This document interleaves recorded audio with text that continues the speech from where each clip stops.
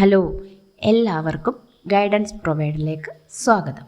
നമ്മുടെ ഈ വീഡിയോ 5ാം ക്ലാസ്സിലെ അടിസ്ഥാന ശാസ്ത്രത്തിലെ 6ാമത്തെ പാഠമായ ഊർജ്ജ സ്രോതസ്സുകൾ എന്നതാണ്. ഇതിൽ നമ്മൾ പഠിക്കുന്നത് വിവിധതരം ഊർജ്ജങ്ങളെപ്പറ്റിയും അതിൻ്റെ സ്രോതസ്സുകളെ പറ്റിയുമാണ്. പിന്നെ നിങ്ങൾ ഈ ചാനൽ ആദ്യമായിട്ടാണ് കാണുന്നതെങ്കിൽ ഒന്ന് സബ്സ്ക്രൈബ് ചെയ്യണേ. പിന്നെ ഈ വീഡിയോ നിങ്ങളുടെ ആർക്കെങ്കിലും ആവശ്യമുണ്ടെങ്കിൽ ഒന്ന് ഷെയർ ചെയ്ത് കൊടുക്കുകയും വേണേ. അപ്പോൾ നമുക്ക് പാഠത്തിലേക്ക് പോയാലോ. ഈ ചിത്രത്തിലേക്ക് നോക്കി. ഈ ടെക്സ്റ്റ് ബുക്കിൽ നിങ്ങളൊരു ചിത്രം കാണുന്നുണ്ട് അല്ലേ? കുട്ടികൾ കളിക്കുന്ന ചിത്രമാണ്. പലതരം കളികളാണ് കളിക്കുന്നത്. അപ്പോൾ ഇത്തരം കളികൾ നിങ്ങളും കളിക്കാറില്ലേ? സ്കൂളിൽ നിന്നായാലും വീട്ടിൽ നിന്നായാലും ഒക്കെ കളിക്കാറില്ലേ? അപ്പോൾ തുടർച്ചയായി കളികളിൽ ഏർപ്പെടുമ്പോൾ ക്ഷീണം അനുഭവപ്പെടാറുണ്ടാവും അല്ലേ? നമുക്ക് ക്ഷീണം ഉണ്ടാവും. ക്ഷീണം അനുഭവപ്പെടാൻ എന്താവും കാരണം? എന്തായിരിക്കും അങ്ങനെ ക്ഷീണം? നമുക്ക് കളിക്കുമ്പോഴൊക്കെ എന്തെങ്കിലുമൊക്കെ ചെയ്യുമ്പോഴൊക്കെ ഇങ്ങനെ ക്ഷീണം അനുഭവപ്പെടുന്നത്? കളിക്കുമ്പോൾ നാം വിവിധ പ്രവൃത്തികൾ ചെയ്യുന്നുണ്ടല്ലോ അല്ലേ? നമ്മളിങ്ങനെ കുറച്ച് കളിക്കുമ്പോൾ പല കാര്യങ്ങളും ഇങ്ങനെ നമ്മുടെ ശരീരം ചെയ്യുന്നുണ്ട്. അപ്പോൾ അതിൻ്റെ ഭാഗമായിട്ട് നമുക്ക് ക്ഷീണം അനുഭവപ്പെടും. പ്രവൃത്തി ചെയ്യാനുള്ള കഴിവിനെയാണ് ഊർജം അഥവാ എനർജി എന്ന് പറയുന്നത്. ഊർജത്തെ നമുക്ക് കാണാൻ കഴിയില്ല. വിവിധ പ്രവർത്തനങ്ങളിലൂടെ അത് പ്രകടമാകുന്നു. ഊർജം എന്ന് പറഞ്ഞ നമ്മൾ പറയുന്ന വാക്കിനെ നമുക്ക് കണ്ണുകൊണ്ട് അങ്ങനെ കാണുന്നല്ല. നമ്മൾ ഓരോ പ്രവർത്തനത്തിലൂടെ അത് പ്രകടമാവുകയാണ് ചെയ്യുന്നത്. ചൂട്, പ്രകാശം തുടങ്ങിയവ നമുക്ക് അനുഭവിക്കാൻ കഴിയുന്ന ഊർജ്ജ രൂപങ്ങളാണ്. ചൂടും പ്രകാശം നമുക്ക് അനുഭവിക്കാൻ പറ്റും അല്ലേ? ചൂടെടുക്കുന്നതും വെളിച്ചം നമുക്ക് കാണാനൊക്കെ പറ്റും. നിങ്ങളുടെ വീട്ടിൽ ഊർജ്ജം ഉപയോഗപ്പെടുത്തുന്ന സന്ദർഭങ്ങൾ ഏതെല്ലാമാണ്? ഏതൊക്കെ സന്ദർഭങ്ങളുണ്ട്? പാചകം ചെയ്യാൻ അല്ലേ? പാചകം ചെയ്യാൻ നമ്മൾ ഊർജ്ജം ഉപയോഗിക്കുന്നുണ്ട്. പിന്നെന്താണ്? ബൾബുകൾ ഉപയോഗിക്കുമ്പോൾ അല്ലേ? വൈദ്യുതോർജ്ജം ഉപയോഗിച്ചാണ് ബൾബുകൾ കത്തുന്നത്. പിന്നെ വീട്ടുപകരണങ്ങൾ പ്രവർത്തിപ്പിക്കാൻ, വീട്ടിൽ പല ഉപകരണങ്ങൾ ഉണ്ടാവില്ലേ? അപ്പം അത് പ്രവർത്തിപ്പിക്കാനൊക്കെ നമ്മൾ ഊർജം ഉപയോഗിക്കുന്നുണ്ട്. പാചകം ചെയ്യാനുള്ള ഊർജം എന്തിൽ നിന്നെല്ലാമാണ് നമുക്ക് ലഭിക്കുന്നത്? ആ കാര്യങ്ങളൊക്കെയാണ് നമ്മളിനി ഇപ്പം താഴോട്ട് നോക്കാൻ പോകുന്നത്. അപ്പോൾ എന്തൊക്കെയാണ്? ഇതവിടെ ഇന്ധനങ്ങൾ പറഞ്ഞ് തന്നിട്ടുണ്ട് അല്ലേ? ഫ്യൂവൽസ്. അപ്പം ഇവിടെ 2-3 ചിത്രങ്ങളും തന്നിട്ടുണ്ട്. വിറകടുപ്പിൻ്റെ ചിത്രമുണ്ട്, മണ്ണെണ്ണ അടുപ്പിൻ്റെ ചിത്രമുണ്ട്, ഗ്യാസ് അടുപ്പിൻ്റെ ചിത്രമുണ്ട്. അപ്പോൾ നിങ്ങൾ കാണുന്നില്ലല്ലേ? വിറകടുപ്പ് കത്തുന്ന ഒക്കെ ചിത്രങ്ങളുണ്ട്. നിങ്ങളുടെ വീട്ടിൽ ഇതിൽ ഏതെല്ലാം ഉപയോഗിക്കുന്നത്? ഏത് തരം ഉള്ള അടുപ്പാണ് ഉപയോഗിക്കുന്നത്? അത് നിങ്ങൾ എഴുതി വെക്കാം. പിന്നെ ആഹാരം പാകം ചെയ്യുന്നതിനാണല്ലോ അടുപ്പ് ഉപയോഗിക്കുന്നത്. ചൂടിൽ നിന്നും ഊർജ്ജം ലഭിക്കുമ്പോഴാണ് ആഹാര പദാർത്ഥങ്ങൾ വേവുന്നത്. അപ്പോൾ ചിത്രത്തിൽ കണ്ട അടുപ്പുകളിൽ താപം ലഭിക്കുന്നത് എങ്ങനെയാണ്? ഓരോ തരം അടുപ്പിലും കത്തുന്ന വസ്തു ഏതാണ്? അപ്പോൾ ഇവിടെ 3 ചിത്രം തന്നതും വ്യത്യസ്തമായ രീതിയിലാണ് അതിൽ താപം ഉണ്ടാവുന്നത്. അപ്പോൾ അതെങ്ങനെയൊക്കെയാണെന്ന് നമുക്ക് നോക്കാം. അപ്പോൾ നമുക്ക് ആദ്യത്തെ നോക്കാം. ആദ്യത്തെ ഏതാണ്? വിറകടുപ്പ്. അപ്പോൾ വിറകടുപ്പിൽ താപം എങ്ങനെയാണ് ഉണ്ടാകുന്നത്? ചെറിയ മരക്കഷ്ണങ്ങൾ, ചെടികളുടെ കമ്പുകൾ എന്നിവ കത്തിച്ചിട്ടാണ് ഇത് ഉപയോഗിക്കുന്നത്. അപ്പോൾ അത് ഉപയോഗിച്ചിട്ട് വിറക് കത്തുമ്പോഴാണ് അതിൽ താപം ഉണ്ടാവുന്നത്. പിന്നെ ഏതാണ്? മണ്ണെണ്ണ അടുപ്പ്. മണ്ണെണ്ണ അടുപ്പിൽ എങ്ങനെയാണ്? മണ്ണെണ്ണ ഉപയോഗിച്ചിട്ടാണ് അല്ലേ? മണ്ണെണ്ണ അടുപ്പിൽ ഉപയോഗിക്കുന്നത്. ഈ അടുപ്പിൻ്റെ മണ്ണെണ്ണ ടാങ്കിൽ നിന്ന് മുകളിലേക്ക് വരുന്ന പരുത്തിയുടെ കുറേ തിരികൾ കത്തിച്ചിട്ടാണ് ഇത് ഉപയോഗിക്കുന്നത്.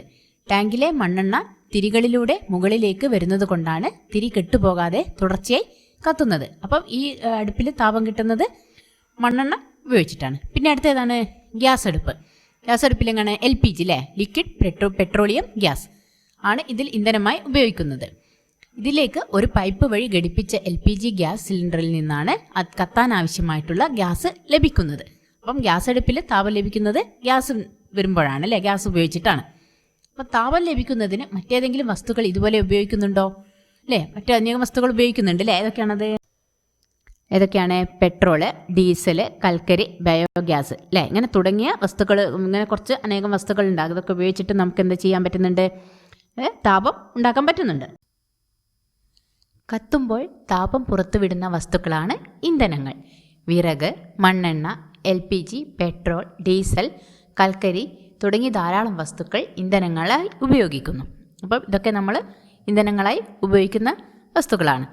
പിന്നെ അടുത്തെന്താണ്? കത്താൻ സഹായിക്കുന്നത് എന്ത്? അടുപ്പിൽ വിറക് എപ്പോഴും നന്നായി കത്താറുണ്ടോ? നിങ്ങളെ വീടുകളിലൊക്കെ എപ്പോഴും അടുപ്പിൽ കത്താറുണ്ടോ? വിറക് നന്നായി കത്താറുണ്ടോ? ഇല്ലല്ലേ? ഇടയ്ക്കൊക്കെ അത് അണഞ്ഞു പോവും അല്ലേ? അത് ശരിക്കും കത്താതിരിക്കും.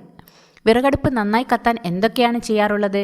നമ്മൾ എന്തൊക്കെ ചെയ്യും? അടുപ്പ് നന്നായിട്ട് കത്താൻ വേണ്ടിയിട്ട് കുഴൽ ഉപയോഗിച്ച് ഊതും അല്ലേ? കുഴൽ ഉപയോഗിച്ച് ഊതിയാൽ നന്നായിട്ട് കത്തും. പിന്നെന്താണ്? വിശറി ഉപയോഗിച്ച് വീശും. വിശറി കൊണ്ട് നല്ലോണം വീഴ്താൽ അടുപ്പ് നന്നായിട്ട് കത്തും. കുഴൽ ഉപയോഗിച്ച് ഊതുന്നത് എന്തിനാണ്? എന്തിനായിരിക്കും നമ്മൾ അടുപ്പിലേക്ക് കുഴൽ ഉപയോഗിച്ച് ഊതുന്നത്? അതിൻ്റെ കാര്യങ്ങൾ നമുക്ക് താഴോട്ട് എഴുതി നോക്കാം കേട്ടോ. താഴോട്ട് വരുന്നുണ്ട് എന്തിനാണ് അങ്ങനെ ചെയ്യുന്നതെന്ന്. കത്താൻ വായു ആവശ്യമുണ്ടോ? ഒരു പരീക്ഷണം ചെയ്തു നോക്കാം. കത്താൻ വായു ആവശ്യമുണ്ടോ എന്നുള്ളതിനുള്ള ഒരു ചെറിയൊരു പരീക്ഷണമാണ് ഇത്. ഒരേ വലിപ്പമുള്ള 2 മെഴുകുതിരികൾ എടുക്കുക. രണ്ടും കത്തിച്ച് വെക്കുക. ഗ്ലാസ് കൊണ്ട് ഒരു മെഴുകുതിരി മൂടുക. 2 മെഴുകുതിരികളും നിരീക്ഷിക്കുക അവയ്ക്ക് എന്ത് സംഭവിച്ചു എന്നുള്ളത്.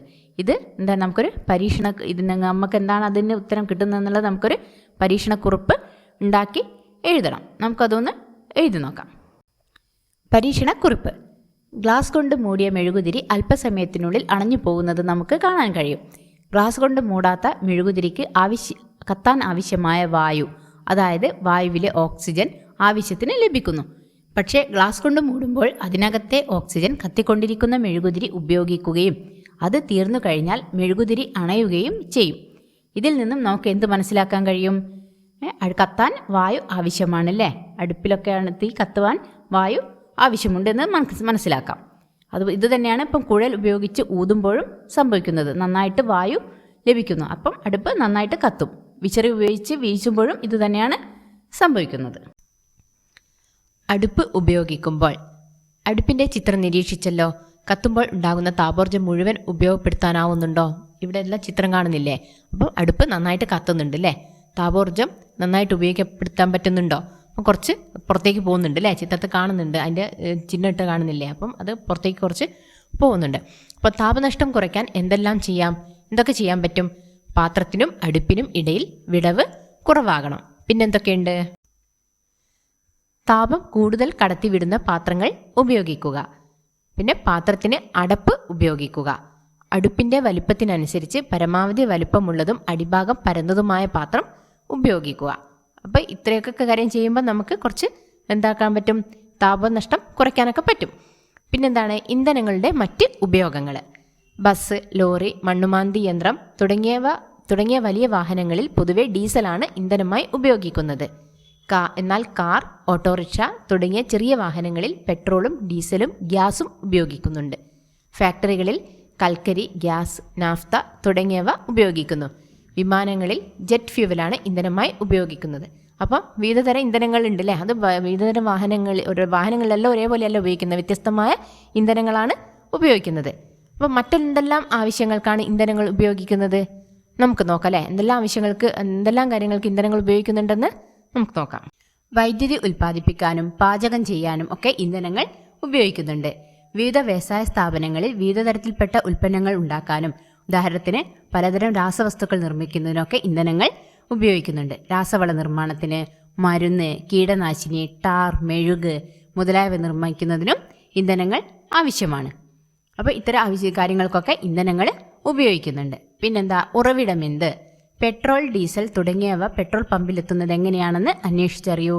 ഇങ്ങനെയാണ്. ഭൂമിക്കടിയിൽ നിന്ന് ലഭിക്കുന്ന ക്രൂഡ് ഓയിൽ സംസ്കരിച്ചാണ് ഇവ ഉണ്ടാക്കുന്നത്. അപ്പം ഭൂമിക്കടിയിൽ നിന്ന് കിട്ടുന്ന ക്രൂഡ് ഓയിൽ സംസ്കരിച്ചാണ് പെട്രോൾ, ഡീസൽ എന്നിവ ഉണ്ടാക്കുന്നത്. ക്രൂഡ് ഓയിൽ എങ്ങനെയാണ് രൂപപ്പെടുന്നത്? ലക്ഷക്കണക്കിന് വർഷങ്ങൾക്ക് മുമ്പ് മണ്ണിനടിയിൽ അകപ്പെട്ടു പോയ ജൈവവസ്തുക്കളിൽ നിന്നാണ് കൽക്കരി, ക്രൂഡ് ഓയിൽ, പ്രകൃതിവാതകം എന്നിവ ഉണ്ടാക്കുന്നത്. നിത്യജീവിതത്തിൽ ഉപയോഗിക്കുന്ന ഇന്ധനങ്ങളായ പെട്രോൾ, ഡീസൽ, മണ്ണെണ്ണ എന്നിവയും പാചകത്തിന് ഉപയോഗിക്കുന്ന LPGയും ക്രൂഡ് ഓയിൽ ശുദ്ധീകരിക്കുമ്പോൾ ലഭിക്കുന്ന ചില ഉൽപ്പന്നങ്ങളാണ്.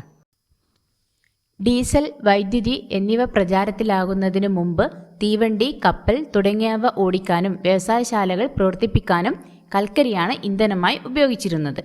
ഇപ്പോൾ താപവൈദ്യുത നിലയങ്ങളിലാണ് കൽക്കരി പ്രധാനമായും ഉപയോഗിക്കുന്നത്. മക്കൾക്കറിയോ താപവൈദ്യുത നിലയങ്ങൾ എന്താണെന്ന്? താപോർജ്ജത്തിൽ നിന്നും വൈദ്യുതി ഉണ്ടാക്കുന്ന നിലയങ്ങൾ, വൈദ്യുതി ഉൽപ്പാദിപ്പിക്കുന്ന നിലയങ്ങളാണ് താപവൈദ്യുത നിലയങ്ങൾ. അപ്പോൾ ലക്ഷക്കണക്കിന് വർഷങ്ങൾക്ക് മുമ്പ് ഭൂമിയിൽ ജീവിച്ചിരുന്ന ജീവികളുടെ അവശിഷ്ടങ്ങളിൽ നിന്നാണ് ഫോസിൽ ഇന്ധനങ്ങൾ രൂപപ്പെട്ടത്. അപ്പോൾ ഫോസിൽ ഇന്ധനങ്ങൾ ഏതൊക്കെയാണെന്ന് അറിയോ? പെട്രോള്, ഡീസല്, മണ്ണെണ്ണ ഇതൊക്കെ എന്താണ്? ഫോസിൽ ഇന്ധനങ്ങൾക്ക് ഉദാഹരണമാണ്. ഇവ ഉപയോഗിക്കുന്നതനുസരിച്ച് തീർന്നുകൊണ്ടിരിക്കും. ഇവയെ പുതുക്കാൻ കഴിയാത്ത ഊർജ്ജ സ്രോതസ്സുകൾ, നോൺ റിന്യൂവബിൾ എനർജി സോഴ്സ് എന്ന് പറയുന്നു. ഇവിടെ ഒരു ഫ്ലോ ചാർട്ട് തന്നിട്ടുണ്ട്, എല്ലാവരും കണ്ടില്ലേ? അപ്പം ഇതിൽ താഴത്തെ ഭാഗത്ത് നമുക്ക് പൂരിപ്പിക്കണം, വിട്ട ഭാഗത്ത് നമുക്ക് പൂരിപ്പിക്കണം. അപ്പോൾ ഇവിടെ ആദ്യം തന്നത് എന്താണ്? ഫോസിൽ ഇന്ധനങ്ങൾ അല്ലേ? ഫോസിൽ ഇന്ധനങ്ങളാണ് തന്നത്. അതിൽപ്പെട്ട പ്രകൃതിവാതകം, ക്രൂഡ് ഓയിൽ, കൽക്കരി ഇതും ഇവിടെ തന്നിട്ടുണ്ട്. അപ്പോൾ ക്രൂഡ് ഓയിൽ നിന്ന് എടുക്കുന്ന മറ്റ് ഇന്ധനങ്ങൾ ഏതൊക്കെയാണെന്നാണ് നമുക്ക് ഇവിടെ എഴുതേണ്ടത്. അപ്പോൾ അത് നമുക്കൊന്ന് നോക്കാം, എന്തൊക്കെയാണെന്ന് എഴുതി നോക്കാം. പെട്രോള്, ഡീസൽ, മണ്ണെണ്ണ, LPG, ജെറ്റ് ഫ്യൂവൽ, ഇതൊക്കെ ക്രൂഡ് ഓയിലിൽ നിന്ന് ഉണ്ടാക്കിയെടുക്കുന്നതാണ്. ഇന്ധനങ്ങളുടെ വ്യത്യസ്ത രൂപങ്ങൾ. പലതരം ഇന്ധനങ്ങളെപ്പറ്റി ഇപ്പോൾ നമ്മൾ മനസ്സിലാക്കിയില്ലേ? കുറച്ച് ഇന്ധനങ്ങളെപ്പറ്റിയൊക്കെ നമ്മൾ ഇപ്പം പഠിച്ചു. അതേതൊക്കെയാണ്? വിറക്, മണ്ണെണ്ണ, diesel, petrol, jet fuel, naphtha, കൽക്കരി, LPG തുടങ്ങിയവ. ഇതുകൂടാതെ മറ്റ് ഇന്ധനങ്ങളും നമുക്ക് കണ്ടെത്തി അവ ഏതൊക്കെ അവസ്ഥയിലാണ് എന്നതിനനുസരിച്ച് നമുക്ക് അത് കൂട്ടങ്ങളാക്കി എഴുതണം. ഓരോന്നും ഓരോരോ ഭാഗങ്ങളാക്കി നമുക്ക് എഴുതി നോക്കണം. നമുക്കൊന്ന് എഴുതി നോക്കാം. അപ്പോൾ നമ്മൾ ഈ ഇന്ധനങ്ങളെ വ്യത്യസ്ത ഗ്രൂപ്പുകളാക്കി എഴുതുന്നത് ഖരം, ദ്രാവകം, വാതകം എന്നീ അവസ്ഥയിലുള്ളത് തന്നെ നോക്കിയിട്ടാണ്. അപ്പോൾ അത് നമുക്കൊന്ന് എഴുതി നോക്കാം. അപ്പം ഖരാവസ്ഥയിലുള്ളത് ഏതൊക്കെയാണെന്ന് നമുക്ക് നോക്കാം. വിറക്, കൽക്കരി, മരക്കരി, ഉണക്കച്ചാണകം, ഇതൊക്കെ ഖരാവസ്ഥയിലുള്ള ഇന്ധനങ്ങളാണ്. പിന്നെ അടുത്തത് ദ്രാവകം. പെട്രോൾ, ഡീസൽ, മണ്ണെണ്ണ, ജെറ്റ് ഫ്യൂവൽ, ഇതൊക്കെ ദ്രാവകാവസ്ഥയിലുള്ളത്. അടുത്ത വാതകാവസ്ഥയിലുള്ളത് ബയോഗ്യാസ്, പ്രകൃതിവാതകം, ഹൈഡ്രജൻ, കൽക്കരി വാതകം. ഇങ്ങനെയാണ് നമ്മളിപ്പോൾ ഇതിനെ വേർതിരിച്ച് എഴുതിയത്. ഇവിടെ മക്കൾ കണ്ടില്ലേ, 3 തീവണ്ടിയുടെ ചിത്രങ്ങൾ കാണുന്നുണ്ട് അല്ലേ? അപ്പം ഇത് കാലക്രമത്തിൽ തീവണ്ടിയുടെ ഇന്ധന ഉപയോഗത്തിൽ വന്ന മാറ്റത്തിനനുസരിച്ചുള്ള തീവണ്ടികളാണ്. അപ്പം നമുക്ക് നോക്കാം, ഏതാണ് ഫസ്റ്റിലത്തെ? ഏതാണ്? കൽക്കരി തീവണ്ടി അല്ലേ? ആദ്യ ചിത്രം കാണുന്നത് ഏതാണ്? കൽക്കരി ഉപയോഗിച്ച് പ്രവർത്തിച്ച തീവണ്ടിയാണ്. വേണ്ടേ? അതിൽ ചിത്രം കണ്ടില്ലേ? രണ്ടാമത്തേത് നടുക്കിലുള്ളത് ഏതാണ്? ഡീസൽ തീവണ്ടി. അത് ഡീസലാണ് ഉപയോഗിച്ചത്, ഇന്ധനമായിട്ട് അതാണ് ഉപയോഗിച്ചത്. ഇപ്പം ലാസ്റ്റ് ഏതാണ്? വൈദ്യുതി തീവണ്ടി അല്ലേ? വൈദ്യുതി കൊണ്ട് പ്രവർത്തിപ്പിക്കുന്ന തീവണ്ടി. നിങ്ങൾ കാണുന്നില്ലേ തീവണ്ടീൻ്റെ മുകളിൽ കൂടെ ലൈന് കാണുന്നില്ലേ? അതിലൂടെയാണ് അതിന് കണക്ഷൻ കൊടുത്തിരിക്കുന്നത്. അപ്പോൾ അതിലാണ് വൈദ്യുതി ഉപയോഗിച്ചിട്ടാണ് ഇപ്പോഴുള്ള തീവണ്ടികളൊക്കെ ഓടുന്നത്. അപ്പോൾ നമുക്ക് നോക്കാം. വൈദ്യുതി ഉപയോഗിച്ച് പ്രവർത്തിക്കുന്ന തീവണ്ടികളാണ് ഇപ്പോൾ കൂടുതലുള്ളത്. ഇന്ധനങ്ങൾക്ക് പകരം ഉപയോഗിക്കാവുന്ന ഈ ഒരു ഊർജ്ജ രൂപമാണ് വൈദ്യുതി. വൈദ്യുതി ഇല്ലാത്ത ജീവിതം നമുക്കിന്ന് സങ്കല്പിക്കാൻ പോലും ആവില്ലല്ലോ അല്ലേ? വൈദ്യുതി ഇന്ന് എല്ലാ വീടുകളിലും ഉണ്ട് അല്ലേ? ഇന്ന് ലൈറ്റ് പോകുമ്പോഴേക്കും നമുക്ക് ആകെ ഒരു ടെൻഷനൊക്കെ ആയിരിക്കും. അപ്പം വൈദ്യുതി നമുക്ക് അത്യാവശ്യമായിട്ടുള്ള ഒന്നാണ്. എങ്ങനെയായിരിക്കും വൈദ്യുതി ഉണ്ടാക്കുന്നത്?